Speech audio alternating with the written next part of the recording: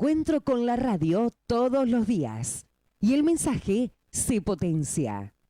Bien, llegó o volvió, o regresó o se activó o no sé cómo se dirá. La encefalomielitis equina.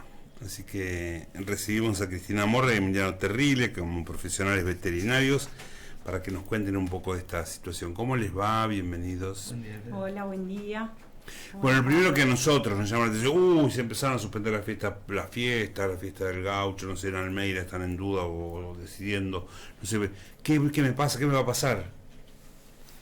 Bueno, Emi va a hacer un poquito un reconto de cómo esta enfermedad viene ocurriendo a lo largo de los años. Es una enfermedad que no es nueva, que era la famosa locura de los caballos. Para la gente más grande, por ahí, con ese nombre vulgar, la identifica más claramente. Así que lo voy a dejar hablar a Emi y después te contamos de la fiesta, a ver qué pasa. Buen día, ¿qué tal? ¿Cómo estás, Emiliano? Bien, muchas gracias.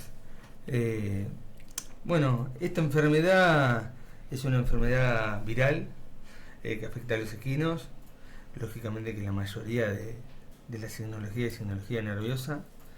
Y los últimos casos que hemos tenido en Argentina ha sido más o menos en el año 88-89. Epidemiológicamente coincide con que estas apariciones de estos casos coinciden con eventos ambientales, como es en este caso en el norte de nuestro país las inundaciones. Las inundaciones siempre se dan más o menos en los mismos tiempos de fin o de inicio de año, donde lógicamente lo que prevalece es la infestación ambiental por mosquitos.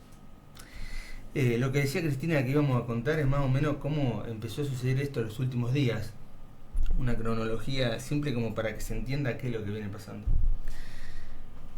El martes 21, en el servicio de INTA Castelar, en el laboratorio de biología, hubo varios llamados de veterinarios privados, acreditados en los programas de equino, consultando y denunciando que habían tenido casuística en caballos con signologías nerviosas. ¿No es cierto? Que han encontrado en diferentes categorías, en potrillos, en yeguas, en caballos, o sea, castrados, potros, que se había observado fiebre, depresión, hiperexcitación, ataxia, que es la dificultad al caminar, bastante pronunciada, fasciculaciones, que son movimientos musculares totalmente desordenados, y en casos extremos, decúbito, o sea, caída de los animales y muerte. Lo que este laboratorio hizo en su momento fue largar el informe diciendo que habían recibido las consultas, pero hasta ese momento no habían recibido o no habían recepcionado muestras para poder empezar a trabajar, ¿no? Hasta ahí lo que se planteaba, que es algo que está bueno que la gente entienda, es hasta ahí era lo que se llama una situación sanitaria emergente. Hasta ahí se estaba diciendo. Algo se estaba presentando. Exactamente, hay algo que se venía presentando que bien no se sabía qué era, pero que sí se podía intuir que era una enfermedad nerviosa, que era una enfermedad, viral, y que lógicamente tenía signología nerviosa. Ahí se nos ¿Cómo es esto que le llaman la enfermedad cómo es la locura? ¿Cómo es la Antiguamente lo que se decía la locura equina, ¿no es cierto? Que es lo que manifestaba la persona ante la consulta, claro. Antiguamente los veterinarios. Está como un loco. Exactamente, porque el caballo no responde, camina mal, se choca cosas, lo ven haciendo movimientos totalmente atípicos a la actividad que el gaucho, el paisano, conoce del caballo, ¿no es cierto? Entonces se le puso ese nombre de calle a la enfermedad. Lo que nos pedían en ese momento era que se denuncie, que se tengan en cuenta los casos, y que ante casos clínicos y lamentablemente deceso de los animales, que empecemos a tomar y a recepcionar muestras, porque dentro del englobe de enfermedades nerviosas, ¿no es cierto?, se sospechaba, ¿no es cierto?, como diferentes diagnósticos diferenciales que se puso de la situación, de herpes virus, de los famosos virus del este, del oeste, de Venezuela, que se llaman de encefalitis equina de Venezuela, que hasta ahora esa es exótica, y también de rabia. que es un diagnóstico diferencial en estos casos, y más en el norte y en esta época donde lógicamente empieza a aparecer más el famoso murciélago, que es el famoso de modo rotundo, que es el que transmite la enfermedad. Después de ahí, el 24 de noviembre, el SENASA publica lo que son las recomendaciones, que lo que se podía hacer hasta ese momento ante la sospecha de enfermedades nerviosas en equinos, y lo que permite esto también es generar una actualización permanente de los diferentes establecimientos, los diferentes campos, donde empezaban a aparecer los casos. Hasta ahí eran provincias que eran Corrientes, Santa Fe, Entre Ríos, y ahí sábado, domingo también hubo, algún que otro caso, fue uno en provincia de Buenos Aires. Hasta ahí es lo que se sabíamos hasta el domingo.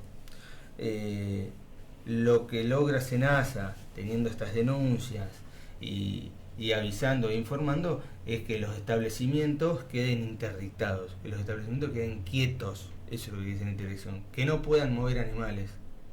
Y lógicamente es una medida precautoria, pero el movimiento de animales puede generar...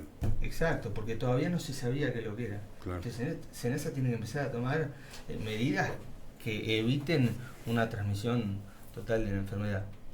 De ahí, lógicamente, cada establecimiento se toma un radio donde se empieza a avisar a los diferentes establecimientos, bueno, mira, por un periodo no vas a poder mover caballos, en este caso, para poder empezar a estudiar bien lo que era.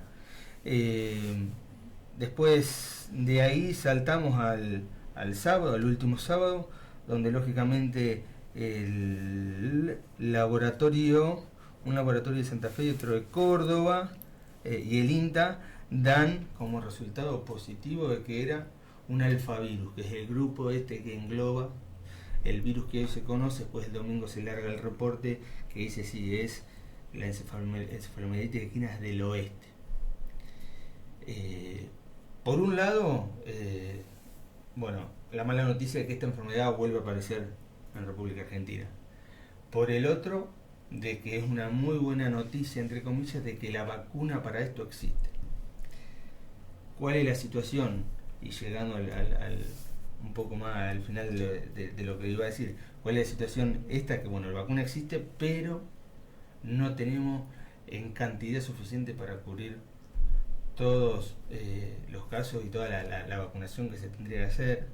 Entonces, lógicamente que la poca vacuna que había se empieza a utilizar a mitad de septiembre, que es cuando en realidad uno empieza a prevenir. Una vacuna no cura, una vacuna previene la enfermedad. Y dentro de todo el reporte que larga SENASA avisa que ante las concentraciones de caballo lo que se va a pedir es que 15 días previo a la concentración el caballo esté vacunado. Exactamente. Digamos que es bastante compleja la trama, pero esto tiene que ver con precavir, tomar la precaución, no porque la enfermedad vaya de un caballo al otro, de un animal al otro, o de un animal al hombre, sino porque todos los que no están vacunados están expuestos a que esto pase. Exacto. Yo lo que creo que hay que tener clara es la cadena epidemiológica. Estos son los actores que intervienen para que la enfermedad se dé. Es una enfermedad que precisa condiciones ambientales que predispongan. Esto es agua, calor, donde tengamos aves migratorias, preferentemente acuáticas, y mosquitos. ¿Por qué? Porque el ave es la que enferma y hace la viremia.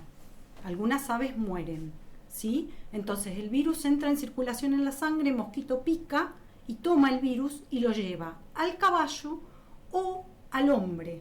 También el hombre. Somos huéspedes terminales, tanto el caballo como el hombre. Es una enfermedad zoonótica. Las enfermedades que comparten animales y hombre son zoonosis, ¿sí?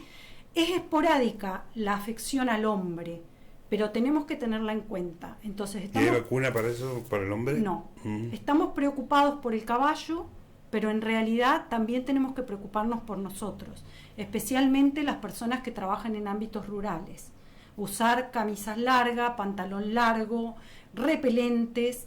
Es muy difícil cuando viene temporada de mosquitos, todos los que andamos en el campo sabemos, protegernos íntegramente de la picadura de un mosquito, pero usar los mosquiteros en las casas, tratar de poner el famoso Fuji, exacto, y lo mismo en el caso de los caballos, porque ¿qué nos pasa? Como dijo Emi, estamos en un bache de vacunas. Las vacunas importadas estarían entrando esta semana a aduana, y de ahí hasta que llegue la distribución van a transcurrir por lo menos una semana a 2 más, ¿no? Ese sería el periodo en el cual hay que mantener... Tenemos que usar repelentes. Hay repelentes para los caballos, asesórense con su veterinario, busquen el repelente, traten de mantener los caballos alejados de las fuentes de agua estancadas como lagunas, de los grandes pastizales, lo mejor que se pueda, porque es una época difícil para sacar al caballo del pastizal, pero es lo que tenemos al alcance de la mano. Y después estar atentos a la signología. Si yo veo que mi caballo empieza a moverse distinto de lo que se movía, si veo que mi caballo empieza a estar más decaído, si veo que mi caballo se choca el alambrado, da vueltas en círculos, ¿no? Entonces llamo al veterinario. Son enfermedades de denuncia obligatoria. Esto es, como hasta ahora era exótica, porque desde el 89 que no tenemos casos, hay que sí o sí avisar a SENASA. El primer eslabón de SENASA somos los veterinarios acreditados en equinos, que somos los que vamos a hacer un diagnóstico grueso de situación para que después SENASA venga a actuar. No es que van a tomar muestras de absolutamente todos los caballos que movieron torcida la oreja. Hay que hacer una evaluación previa. No podemos entrar en pánico. Es cierto que la enfermedad está circulando. Tenemos también, como dije a veces con el COVID, estamos leyendo el diario del lunes, esto ocurre en Corrientes, lo estamos viendo, tenemos tiempo de prevenirlo. La clave es estar atento a la llegada de las vacunas y tratar entonces de vacunar en cuanto estén. Tiene puntos en común con el COVID esto. Totalmente. Porque de hecho en este momento los caballos están en cuarentena. Exactamente. Sí, En lo que sería igual es una cuarentena que no es absoluta. ¿Por qué? Porque hay caballos vacunados. Claro. Hay propietarios que en primavera vacunaron. Esos caballos vacunados no están excluidos de circular. De hecho, SENASA y en las concentraciones de equinos, el planteo es que tengan una vacunación que esté surtiendo efecto. 15 días previo al encuentro de caballos. Estos caballos inmunizados pueden circular. El caballo no es transmisor de enfermedad. El transmisor de enfermedad es el mosquito. Nosotros tenemos que cuidarnos del mosquito y cuidar a los caballos del mosquito. Claro, porque también decíamos fuera de micrófono, en una fiesta popular, ¿cuántos caballos? Se disminuye la cantidad de posibles caballos por el tema de la vacunación. Claro, el tema es ese, que como la vacuna dejó de ser obligatoria, ciertos propietarios vacunaron, pero otros tantos no. Y entonces esta población que no vacunó es la que está en riesgo de contraer la enfermedad. No quita, como en todas las vacunas no son 100% efectivas, que siempre haya una pequeña población vacunada que pueda ser susceptible de enfermedad. ¿Sí?